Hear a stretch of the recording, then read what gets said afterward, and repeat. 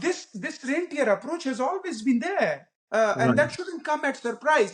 But the surprise is that why Pakistani nation does not see it. Yeah, That was your absolutely. question. Yeah, yeah. And my response to you is that, the Pakistani nation has been sort of monopolized from all perspectives. When you go to school, you study a subject called Pakistan studies. Right. This Pakistan studies, there is a book a Pakistani historian has written, K.K. Aziz, Murder of History. And Mhm. he claims, if I'm remembering correctly, more than half of that history that is taught to the kids at school is false, is a lie, blatant lie. And there is another guy who does podcasts in Urdu, Mumtaz Ali Shah, Muzammil Ali Shah, sorry. He regularly cites all these blatant lies that have been told to the kids. When kids are grown up with all these lies and indoctrinated by the state, then media is controlled, under full control of military establishment.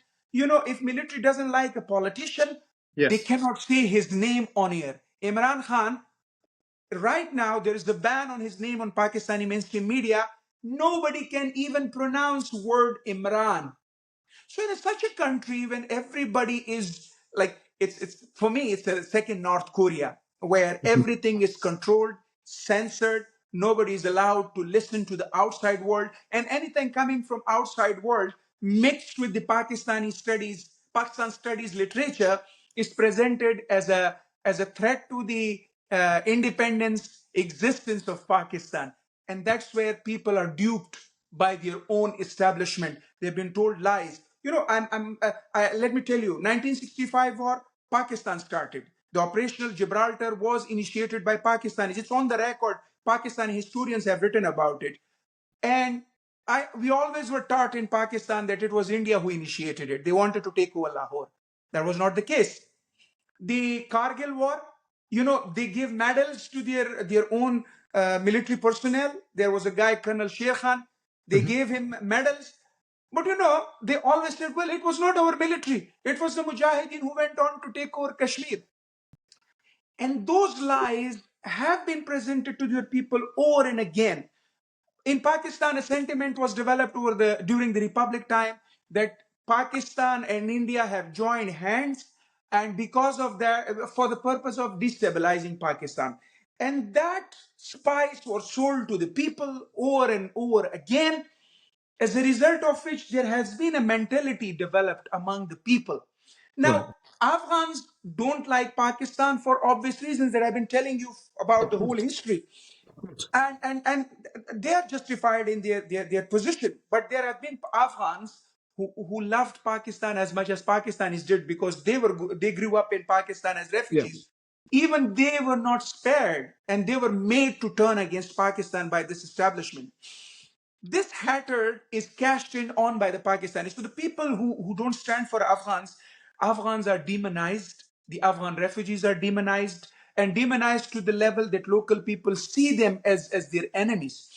Let me remind you, Afghans were used as a cannon fodder in Kashmir by the Pakistani establishment. After Najib government was collapsed and the Afghans struggle for war ended in Afghanistan, of course, we had a civil war, but that was not an ideological war, right?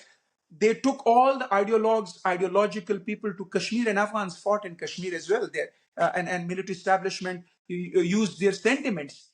But when the day came, they demonized the same Afghans, and they turned their own people against Afghans. And that's the reason I think the Pakistani people do not stand. They stand for Kashmir, Gaza, and anywhere else in the world, but they don't care about Afghans because of the demonization of this establishment. I think that's a very good point. And again, like as you mentioned regarding Pakistan becoming like a North Korea, because are people really autonomous? Like do they really have a freedom as they claim to be free and independent? Is Pakistan an independent, giving like what uh, the the the defense minister is saying, and of course the history book of myth of independing. I think you said about Zulfikar Bhutto. Independence. Yeah. Yeah, so I'll definitely look into that book as well. Um, so Pakistan here on one side, and I remember, I think the current Prime Minister of India, Modi, was saying something that it's so difficult to hold any bilateral discussion with Pakistan simply because there is a Prime Minister, and then there's the ISI, and then there's the army side of it. We don't know who to have a discussion with, and they don't know. They're never on the same page. And again, as you have outlined throughout this discussion, that Pakistan army establishment is there, and they have everything privatized for themselves. And of course, in order to show that they are needed in the country, they have to conduct certain activities, such as the recent attack, for example, in Kashmir, and also things that happen in Afghanistan across the border. But also, Afghans across the border, on their very own land, I claim it to be. Of course, it's a disputed land, and it belongs to the Afghans people, and I am one of the Afghans, so I claim to be the owner of that land. To be honest, although that's a very some will say a daring statement, simply because Pakistan is approximately 79 years old, 79 to 80 years old. So where was Pakistan before that? And of course, you have outlined the history. But also, these Afghans who are living across the border in their own houses, on their own land, is being oppressed by Pakistani government and the establishment continuously. If you look at any, for example, operations, military operations, it happens in KPK, Khyber Pakhtunkhwa, it happens in Waziristan, it happens in Balochistan. Why aren't these operations taking place in Punjab or Islamabad, for example? Why is it always the Afghans or the Pashtuns that's been oppressed and then held as an accountable, because you're doing this? But here are the hierarchy of Pakistan accepting doing the dirty jobs themselves. Now, I want to coming to kind of, based on that statement, do you think that the current ongoing conflict between India and Pakistan tension, will this kind of make any